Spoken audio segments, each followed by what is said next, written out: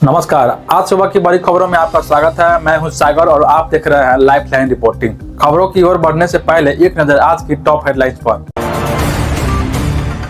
बिहार के लिए वित्त विभाग ने 91,000 करोड़ का अनुपूरक बजट किया पेश।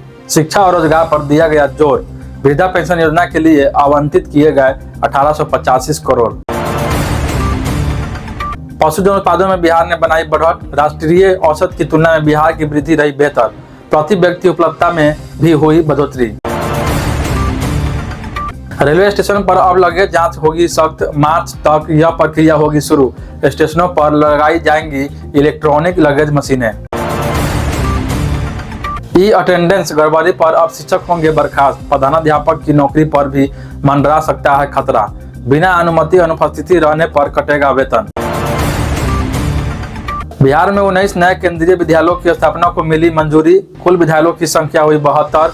16 जिलों में खोले जाएंगे यह स्कूल।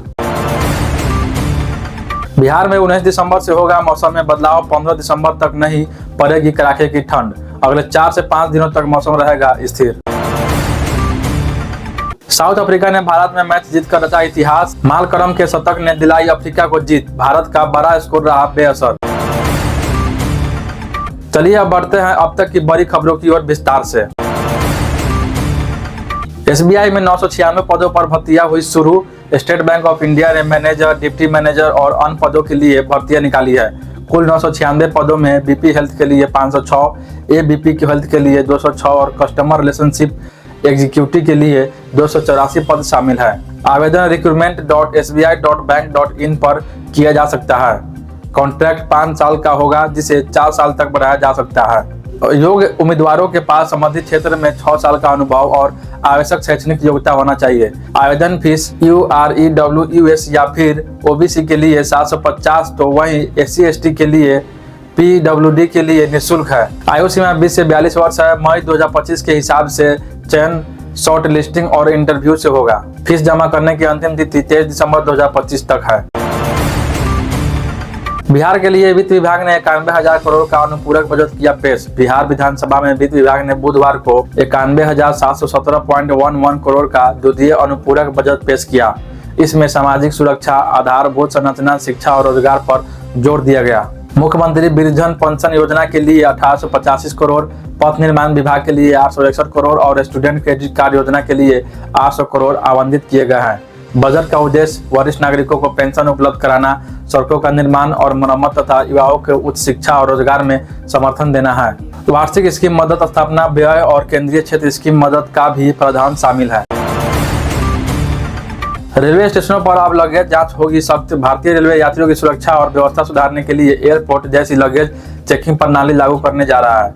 पूर्व मध्य रेलवे मार्च तक पटना जंक्शन, राजेंद्र नगर, पाटलिपुत्र, दानापुर, आरा, बक्सर, पटना साहिब और बिहार शरीफ में सामान की वजन जांच शुरू होगा।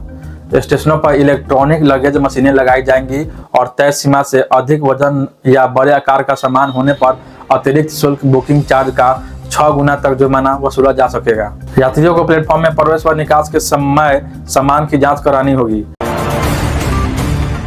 ई अटेंडेंस गड़बड़ी पर अब शिक्षक होंगे बर्खास्त। बिहार शिक्षा विभाग ने सरकारी स्कूलों में फर्जी ई अटेंडेंस पर कड़ी कार्रवाई का निर्णय लिया है। अब किसी भी तरह की गड़बड़ी पाए जाने पर संबंधित शिक्षक और प्रधानाध्यापक दोनों को सेवा से बर्खास्त किया जा सकता है। जिला स्तर पर बनाया गया मॉनिटरिंग सेल दिसंबर से शिक्षकों की उपस्थिति के रियल टाइम निगरानी करेगी। बिना अनुमति अनुपस्थिति रहने पर स्पष्टीकरण और वेतन में भी कटौती होगी। विभाग ने सभी बीईओ को सख्त मॉनिटरिंग के निर्देश दिए हैं। शिक्षक कार्य की निगरानी टैबलेट से की जाएगी, जिसका पायलट प्रोजेक्ट 5 स्कूलों में सफल रहा है। वहीं तबादले पारदर्शी गाइडलाइन के आधार पर किए जा रहे हैं।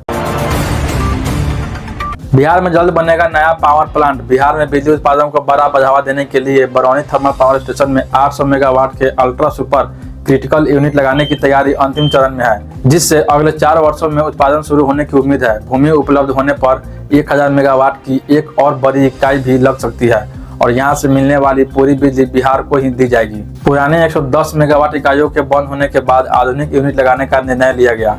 लगभग 7,000 करोड़ रुपए की लागत वाली यह परियोजना राज्य का सबसे बड़ा पावर निवेश साबित हो सकती है।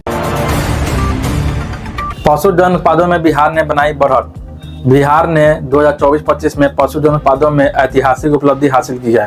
राज्य ने अंडा उत्पादन में 9.99% की वार्षिक वृद्धि के साथ देश में पहला स्थान तो वहीं दूध में 4.24% वृद्धि के साथ छठा और मांस में 4.03% की वृद्धि के साथ 9वां स्थान प्राप्त किया है। राष्ट्रीय औसत की तुलना में बिहार की वृद्धि बेहतर रही है और प्रति व्यक्ति उपलब्धता भी बढ़ी है, जिसमें दूध 285 ग्राम प्रति व्यक्ति, अंडा 29 और मांस 3.27 किलोग्राम प्रति वर्ष बढ़ा है। मत्स्य उत्पादन में भी उल्लेखनीय वृद्धि हुई है, जिससे बिहार 2013-14 के 9वें स्थान से 2023-24 में चौथे स्थान पर पहुंच गया है। यह पशुपालन आधारित अर्थव्यवस्था और ग्रामीण आय के लिए सकारात्मक संकेत है। बिहार में कई IAS अधिकारियों को मिला बड़ा प्रमोशन। बिहार में भारतीय प्रशासनिक सेवा के कई अधिकारियों को बड़े पैमाने पर प्रमोशन दिया गया। 27 अधिकारियों को विशेष सचिव वेतन स्तर 13 में और 16 अधिकारियों को अपर सचिव वेतन स्तर 12 में प्रमोशन मिला है। इसमें कई जिलों के जिला अधिकारी जैसे कि भागलपुर के नवल किशोर चौधरी, मुजफ्फरपुर के सुब्रत कुमार सेन, पश्चिम चंपारण के धर्मेंद्र कुमार, बांका के नवदीप शुक्ला, मधुबनी के आनंद शर्मा और जमुई के नवीन शामिल हैं। कोसी प्रमंडल के आयुक्त राजेश कुमार और बिहार शिक्षा परियोजना के निदेशक मयंक बरबरवे को भी उच्च प्रशासनिक ग्रेड में प्रमोशन दिया गया है। पीएमओ और केंद्रीय बेडों के वरिष्ठ पदों पर भी प्रमोशन लागू होगा, जो 1 जनवरी 2026 से प्रभावी होगा।